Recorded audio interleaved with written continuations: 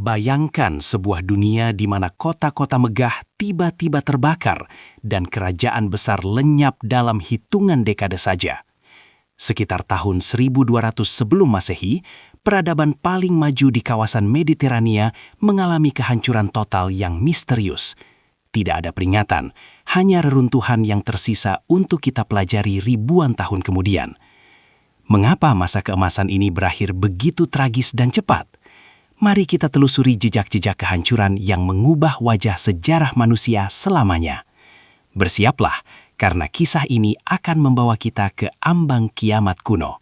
Selamat datang di Catatan Edo, tempat kita mengupas tuntas misteri terbesar dalam sejarah dunia. Hari ini, kita akan membahas peristiwa luar biasa yang dikenal sebagai runtuhnya zaman perunggu akhir.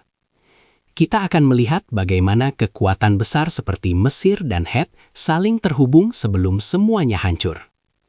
Kita akan menyelidiki penyebab di balik bencana global pertama yang tercatat dalam sejarah ini. Pastikan kalian menyimak sampai akhir untuk memahami pelajaran berharga dari masa lalu. Ayo kita mulai perjalanan waktu kita ke masa 3000 tahun yang lalu. Sebelum bencana terjadi, kawasan Mediterania adalah pusat kemajuan teknologi dan budaya yang sangat luar biasa. Ada kerajaan Mesir yang megah, kekaisaran Het di Anatolia, serta peradaban Mikenai di tanah Yunani. Mereka tidak hidup terisolasi, melainkan saling terhubung dalam jaringan perdagangan internasional yang sangat rumit. Emas dari Mesir ditukar dengan perak dari Anatolia dan timah dari tempat yang sangat jauh. Kehidupan di istana-istana ini penuh dengan kemewahan dan keteraturan administrasi yang canggih. Inilah puncak kejayaan manusia di masa itu sebelum badai besar datang menerjang. Kunci dari semua kemajuan ini adalah logam yang memberi nama pada era ini, yaitu perunggu. Perunggu dibuat dari campuran tembaga dan timah yang membutuhkan rute perdagangan jarak jauh. Tanpa perdagangan, militer dan ekonomi mereka akan lumpuh seketika karena senjata terbuat dari perunggu. Hal ini menciptakan ketergantungan yang sangat tinggi antar kerajaan yang berbeda budaya dan bahasa. Jika satu jalur terputus, maka seluruh sistem ekonomi kawasan tersebut akan ikut goyah. Mereka sangat kuat, namun secara sistemis mereka sebenarnya sangat rapuh terhadap gangguan luar. Inilah pondasi yang mulai retak tepat sebelum kehancuran massal terjadi. Namun, stabilitas ini tidak bertahan selamanya ketika alam mulai menunjukkan sisi gelapnya yang mematikan.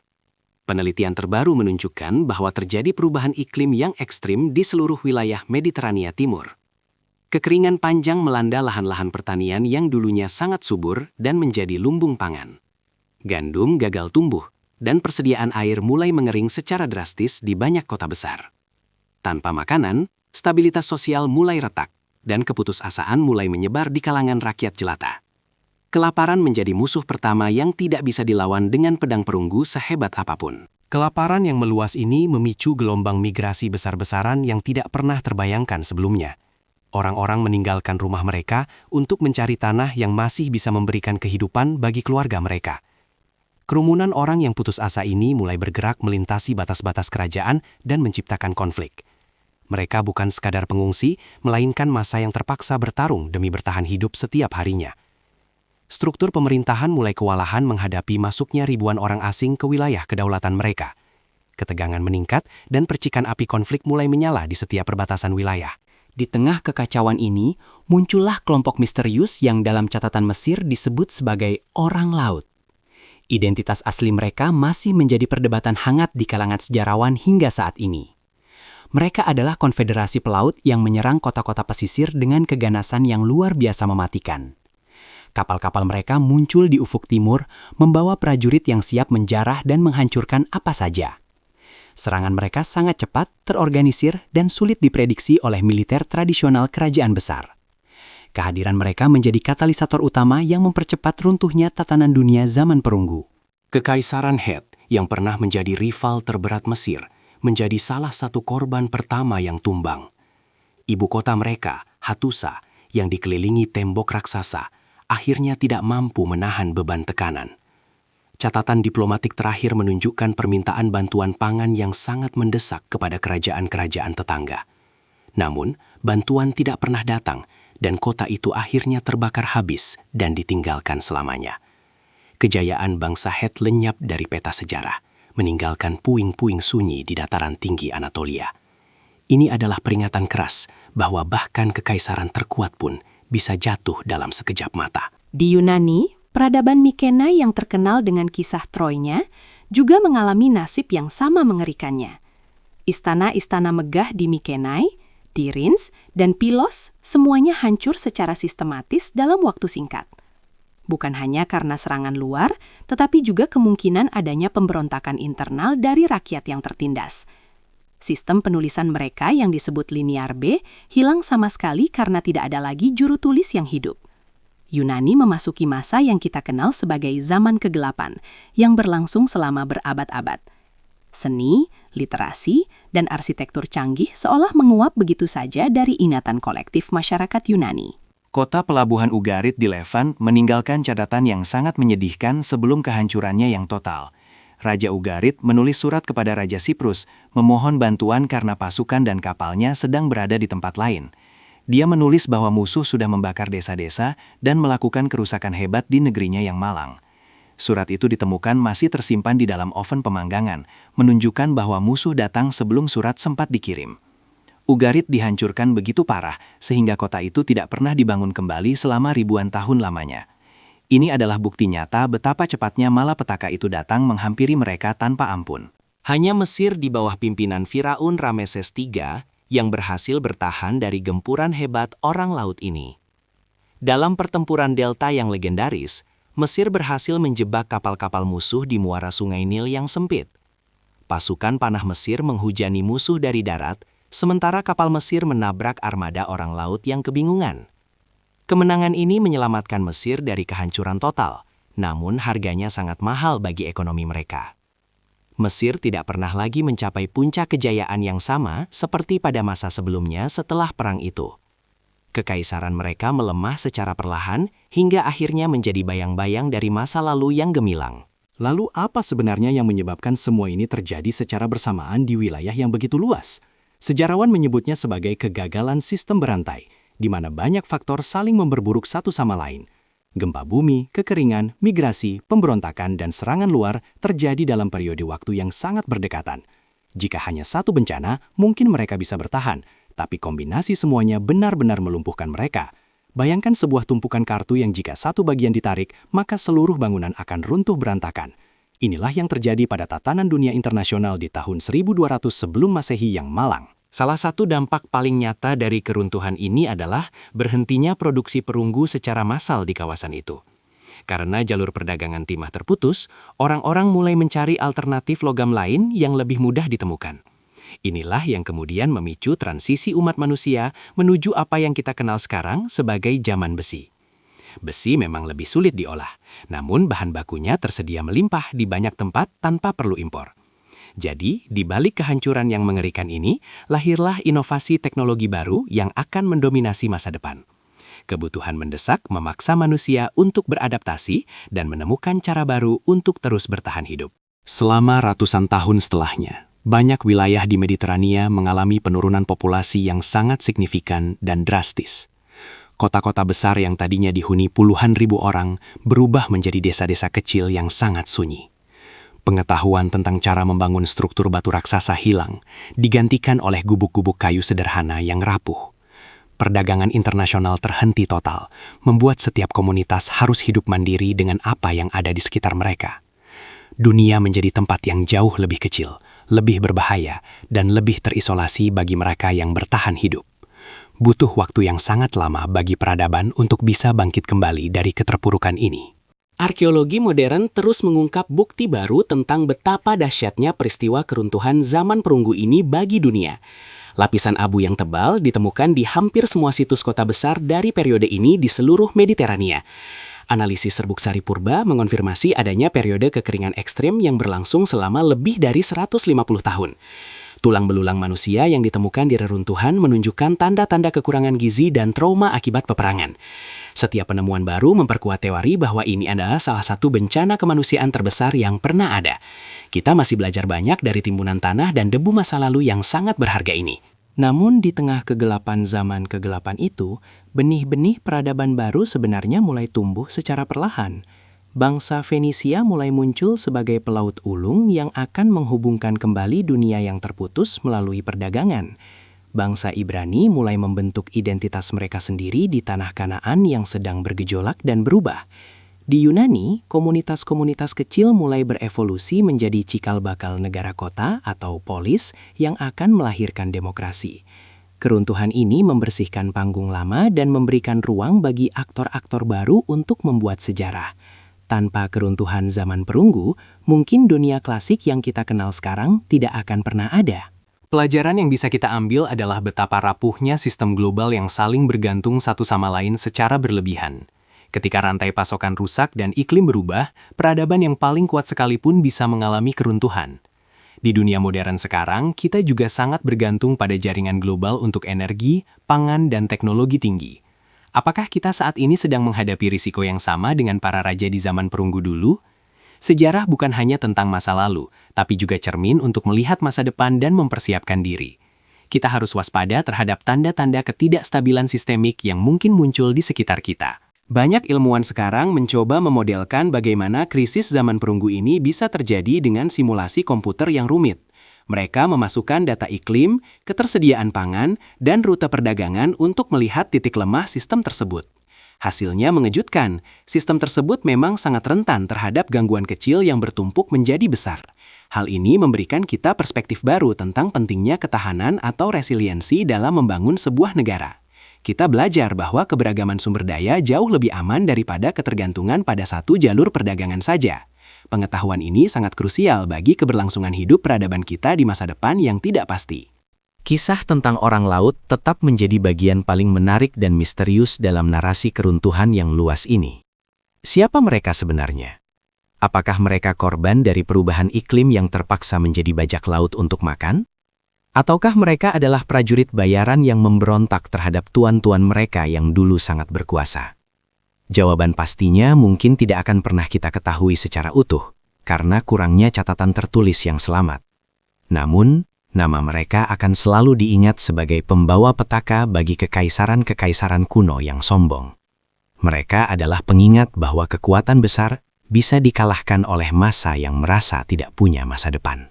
Bayangkan perasaan penduduk kota saat mereka melihat kapal-kapal asing muncul di kejauhan dengan jumlah yang sangat banyak.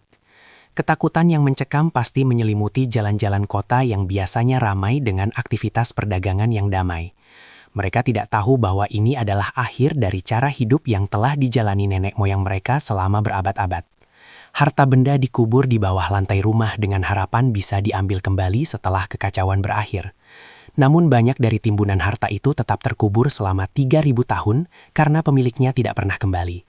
Ini adalah tragedi manusia yang sangat personal di balik angka-angka statistik sejarah yang dingin. Keruntuhan zaman perunggu juga mengajarkan kita tentang pentingnya melestarikan pengetahuan dan literasi dalam setiap kondisi. Ketika sistem administrasi runtuh, kemampuan membaca dan menulis hilang karena hanya dikuasai oleh segelintir elit di istana. Ini menyebabkan sejarah dan teknologi ribuan tahun hilang begitu saja dan harus ditemukan kembali dari nol. Literasi adalah jangkar peradaban yang menjaga kita tetap terhubung dengan pencapaian generasi sebelumnya yang berharga. Tanpa itu, kita hanya akan terjebak dalam kegelapan dan kebodohan yang sangat merugikan bagi kemajuan. Pendidikan dan penyebaran ilmu pengetahuan harus menjadi prioritas utama bagi masyarakat manapun agar tetap kuat. Meskipun zaman perunggu berakhir dengan tragis, warisannya tetap hidup dalam banyak hal yang tidak kita sadari sekarang. Kisah-kisah tentang perang Troy dan pengembaraan Odysseus sebenarnya berakar dari kenangan tentang masa-masa penuh gejolak ini. Mitologi Yunani seringkali mencerminkan kerinduan akan masa lalu yang perkasa, di mana para pahlawan dan dewa berjalan di bumi. Nama-nama dewa kuno tetap bertahan meskipun kuil-kuil mereka telah hancur dan menjadi puing-puing batu. Kita adalah pewaris dari fragmen-fragmen kebudayaan yang berhasil selamat dari badai kehancuran yang sangat dahsyat itu. Sejarah tidak pernah benar-benar mati, ia hanya berubah bentuk menjadi legenda dan tradisi. Di masa sekarang, kita memiliki alat yang jauh lebih canggih untuk memantau perubahan iklim dan risiko global lainnya. Kita bisa melihat datangnya badai dari luar angkasa dan memprediksi kekeringan berbulan-bulan sebelumnya dengan satelit. Namun, pertanyaannya adalah, apakah kita memiliki kemauan politik dan sosial untuk bertindak sebelum bencana benar-benar terjadi? Zaman perunggu memberi kita peringatan bahwa teknologi militer sehebat apapun tidak berguna jika rakyat kelaparan. Stabilitas dunia bergantung pada keseimbangan antara alam, ekonomi, dan keadilan sosial bagi seluruh masyarakat. Jangan sampai kita mengulangi kesalahan yang sama yang dilakukan oleh peradaban 3.000 tahun yang lalu. Menariknya, beberapa daerah terpencil justru selamat dari kehancuran ini karena mereka tidak terlalu terhubung dengan sistem global.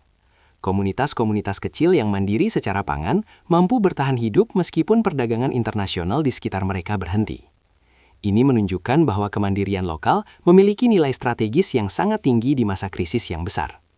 Terkadang, menjadi terbelakang dalam hal teknologi justru menjadi penyelamat karena tidak memiliki ketergantungan yang rumit.